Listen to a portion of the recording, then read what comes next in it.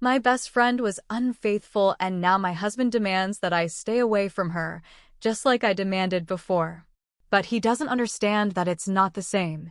He is not being fair. I am 40 years old and my husband is 37. For obvious reasons, I have changed the names in this story. It's going to be a long one, so be prepared for a complicated journey. My husband and I have been happily married for 10 years. As with any relationship, we've had little bumps in the road, but we've always been able to communicate and overcome any problems until now. It all started to fall apart because of my best friend, Cindy, and her husband, Mike, who are going through a nasty divorce. This opposed to a huge tension between my husband and me. I didn't understand how bad things were until this morning, when my husband told me he was spending the weekend at his brother's house. In order for you to understand how we got here, I need to tell you a little context. For years ago, my husband's best friend, Alonzo, was caught having an affair with his wife, who we'll call Karina. I knew Karina too, we were friends. We were not inseparable, but we met for drinks a couple of times a month, and occasionally went on double dates with our husbands. When Alonzo was discovered, my husband explained to me that Alonzo had been unhappy in his marriage for some time. According to him, Karina had stopped being intimate with Alonzo. When I spoke to Karina about this, she did not deny it, but justified it by saying that she was no longer attracted to Alonzo because he had gained weight. And, to be honest, she was somewhat right. Alonzo was about 6 feet tall and had gone from weighing about 90 kilos to 115 in a year or something close to that. He was a chef and worked long hours, which led him to have an affair with a coworker who was 20 years old, while he was 35. This affair lasted for quite some time before they were discovered at work. Alonzo was fired and Karina left him immediately. The subject of infidelity is something that affects me a lot. My father had an affair when I was a child and it tore my family apart. Karina and Alonzo had 2 young children, and their divorce was devastating for everyone. I was there for Karina and her children through the whole process. The divorce was bitter and costly. Alonzo was left in a very complicated financial situation that would probably take him years to overcome. During all this time, my husband kept in touch with Alonzo and even lent him money several times. The money itself was not the problem, because we both work and have separate accounts. The real problem was that Alonzo had betrayed his wife and ruined his family. And I didn't want someone like that to continue influencing our life. I asked my husband to end his friendship with Alonzo. It was not an easy conversation. Alonzo had started drinking heavily and was on a self-destructive path, trying to drag my husband down with him. After several disagreements and me making my position clear, my husband finally agreed to cut off his friendship with Alonzo. We didn't need people like that around us. It is important to mention that my husband always assured me that he knew nothing about Alonzo's affair before it was discovered. Although I had my doubts, I had no proof, so I decided to let it go. Alonzo felt deeply pressured when my husband informed him that they could no longer be friends. They had grown up together and shared too many memories. It was a difficult breakup for my husband, but I believed it was the best thing for us. However, there was something my husband said during that time that stuck in my mind. Someday, one of your friends will do something they regret and will need you. I hope you have the same courage to cut him off if I ask you to. And now we come to the present. Yes, you guessed it. My best friend Cindy was unfaithful to her husband, Mike. He had lost his job in the middle of the pandemic and, although he eventually got another job, the pay was considerably less. Cindy started working as a barista to help with the household finances. According to Cindy, one of her regular customers at the coffee shop was a younger guy who worked in real estate. He took a great interest in her and constantly asked to meet her outside of work. In addition, he tipped her $100 a couple of times a week. Cindy knew he was aware that she was a married woman, but that didn't seem to matter to him. Eventually, Cindy gave in. She started dating this guy on her days off while her husband was at work. When she told me about it, she said she felt guilty all the time, that she knew what she was doing was wrong, but she just couldn't stop herself. According to her, the relationship gave her back something she hadn't felt in a long time, feeling wanted and loved again. She even went so far as to say that intimacy with this guy was something completely different than what she had experienced with Mark. It all came out in the worst way. Her oldest daughter, who was in high school, brought home early one day because she wasn't feeling well. Cindy was not attentive to her phone while she was busy with her lover, so she didn't see the message her daughter sent letting her know she was on her way. The girl walked right in and found them together. Devastated, the daughter told Mike everything. As expected, this completely devastated him. They are now in the middle of divorce proceedings and Cindy's family has all but given up on her. Her parents and siblings don't want to hear from her, and that extends to family friends as well. She has become completely isolated. During this time, a few close friends and I have been her only support. Don't get me wrong, I know perfectly well that what she did was terrible. I'm not excusing her, but I can see how sorry she is. Cindy is truly sorry and is desperate to get her family back. However, my husband has taken this situation as an opportunity to get even with me. He now demands that I cut off all contact with Cindy, just as I asked him to do with Alonzo 4 years ago. In his words, we don't need cheaters in our lives. I tried to explain to him that this is different. The problems between Cindy and Math are not that simple, and besides, she is remorseful. She is trying to make things right, while Alonzo showed no remorse at the time. I reminded her that what Alonzo did was much more disturbing, not only because of the infidelity, but also because of the context and his self-destructive behavior after all. But my husband won't listen to reason. He insists that he doesn't care if he's guilty or if his problems with Max are complicated. According to him, he made a sacrifice for me by cutting ties with one of his closest friends, and now it's my turn to return the favor. He says it's non-negotiable. I told him he was being petty and vindictive and that the situations don't compare. While Alonzo was dragging my husband into a toxic lifestyle, Cindy poses no danger to our relationship. She just needs support right now, and I don't think leaving her alone is the right thing to do. That didn't help at all. This morning, my husband told me he was going to his brother's house for the weekend because he needed space. He said he feels betrayed because, according to him, I am not willing to do for him or that he did for me. I tried to stop him. I asked him not to leave, that we talk about this calmly and find a solution together. I told him how much I love him and that this doesn't have to become such a big conflict between us. But his response was cold and direct, "See you Monday." Now here I am, feeling lost and confused. I don't understand how my husband can think the two situations are the same nor how he can feel so betrayed by something that has nothing to do with us. I honestly don't know what to do.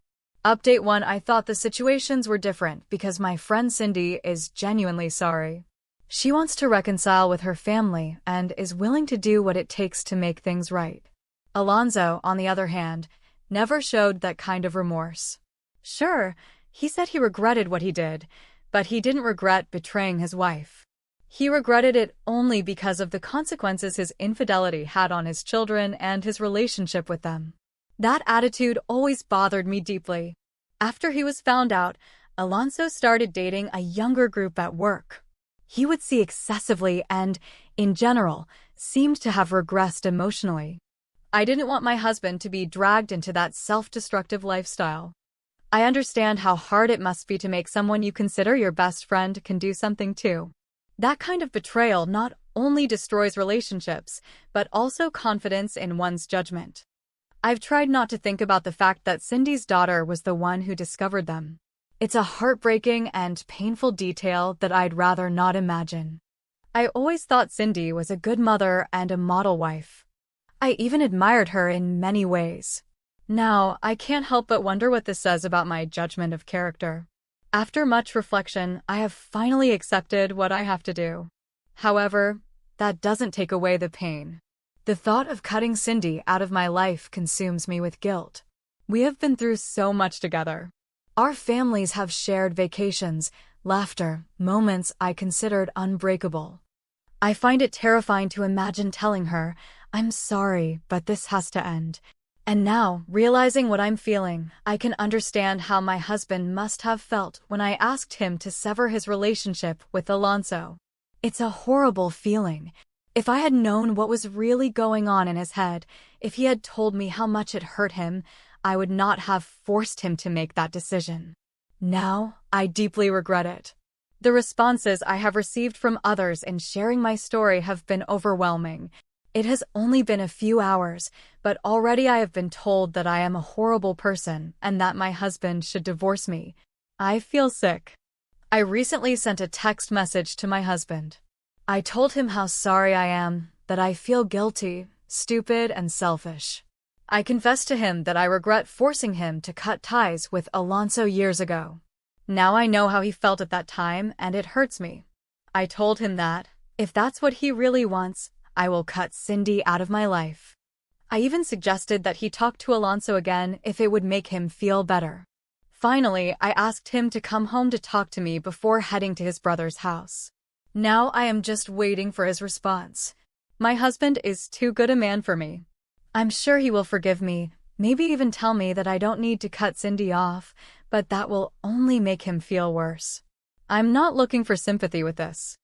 I feel like absolute garbage right now, and all I can do is face the consequences of my actions.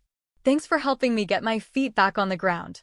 Update 2: after all the pain, stress, and tears, finally, my husband decided to come home. It was like a huge weight lifted off my chest. When I saw him walk in the door with his suitcase in hand, I jumped in for a hug without thinking. He didn't say much. He just stroked my hair and told me he was tired of fighting. What did he want us to do again? That he didn't want to lose what we had built for so long. I cried, apologized to him over and over, and swore to him that I would do everything I could to make things work. We agreed, as part of our reconciliation, that I would cut off contact with Cindy. My husband was not pushy or aggressive. On the contrary, he was patient, understanding. He told me that he knew it was difficult, but that he expected me to understand why it was necessary. I nodded. I promised him I would. And I believed it at the time. I really did. But as the days went on, I began to think that maybe he had only asked that because he was hurting. That now that we had made peace, it wouldn't be as necessary. Besides, Cindy was at an extremely vulnerable time. Her family had turned their backs on her, Mag wouldn't speak to her, and her daughter was barely speaking to her. How could I just abandon her at a time like this? So I made a decision. First, I would help Cindy get through this, get her stabilized, and then, when everything was better, I would close our friendship. I thought it was the humane thing to do, the right thing to do. For the next few weeks, everything between my husband and I was seemingly normal. We went to work, had dinner together, watched series on the couch. Everything seemed to be back to the way it was. He thought, or so I wanted to believe, that I was making the effort to distance myself from Cindy little by little, as we had agreed. But the truth was different. I was still in constant contact with Cindy. I visited her, we talked on the phone. I even helped her move into a small apartment when she had to leave the house she shared with Mike. She needed me. She was all alone. And even though deep down I knew I was breaking my word, I convinced myself that it was only temporary, that once Cindy was better, I would keep my promise to my husband. I thought he would understand, that he would see that my heart was in the right place. But of course, reality doesn't work that way. One night, after dinner, my husband casually asked me if I had talked to Cindy yet about severing the relationship. I felt a little shudder, but I forced myself to smile and told him I was on it. That it was hard, but that I was handling it. He felt no pressure from me, but I noticed a shadow of doubt in his eyes. A couple of days later it happened. I came home late from Cindy's, much later than I had said I would be back, and my husband was waiting for me in the living room, again with that cold stare that froze my Anna. He didn't scream.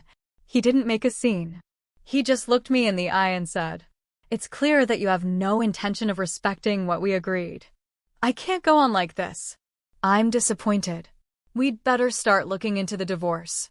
I gasped. I didn't even know what to say at first. When I managed to speak, all I could say was, "Are you really going to throw it all away just for this?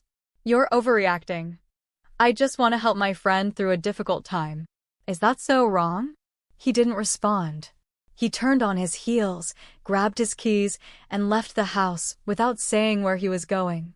He didn't come back that night or the next. At first, I refused to believe he was serious. I thought he needed to get angry, that he would be back in a couple of days, like last time. I couldn't make it all end like that, but as the days passed, the silence grew heavier. I sent him messages, calls, emails, nothing, no response. At first, I got angry. I felt pressured, unfairly treated. I had never threatened to divorce him when things got difficult. Why did he? Why was he so radical? I convinced myself that he was acting childishly, that he was trying to punish me for not acting the way he wanted me to. But as the days passed and the weight of the silence became unbearable, something inside me began to crack. I realized that maybe this time there would be no reconciliation. And so, in an act of desperation, I did what I should have done from the beginning. I called Cindy and told her that we could no longer be in contact, that out of respect for my marriage, I needed to sever all relations. Cindy cried, begged me not to leave her alone, that I was the only person still by her side. I felt like the worst person in the world. But still, I cut it off. She texted my husband telling him what I had done. I told him that I had already broken off the relationship with Cindy. That please come back, that we should talk, that I didn't want to lose. The answer came the next day. It wasn't a call, it wasn't a text. It was a letter from his lawyer. The official request for divorce. I stared at it for hours, as if I couldn't comprehend what I was seeing. She had done it. She had fulfilled her condition. And yet, she was leaving me. I couldn't help but think there was something else behind it all. It couldn't just be my mistake. It couldn't just be my fault. And then I learned from a mutual acquaintance that my husband had resumed his friendship with Alonzo. That's when I understood everything. I am convinced that Alonzo is the one behind this. He has filled my husband's head with ideas of betrayal, of disrespect, that I am a person who does not deserve trust. It is his revenge for what happened some time ago when I asked my husband to cut off his friendship with him. Now, in his mind, I am the bad one. The traitor, the hypocrite. And the worst part is, even though I finally did what he asked me to do, it doesn't matter anymore. I feel trapped in a nightmare from which I can't wake up. All I wanted was to be a good friend, to help someone who was alone and abandoned by everyone. It was never my intention to betray my husband or disrespect him. But now I have lost everything. My marriage, my home, my peace. What can I do to make my husband understand that he is being unfair?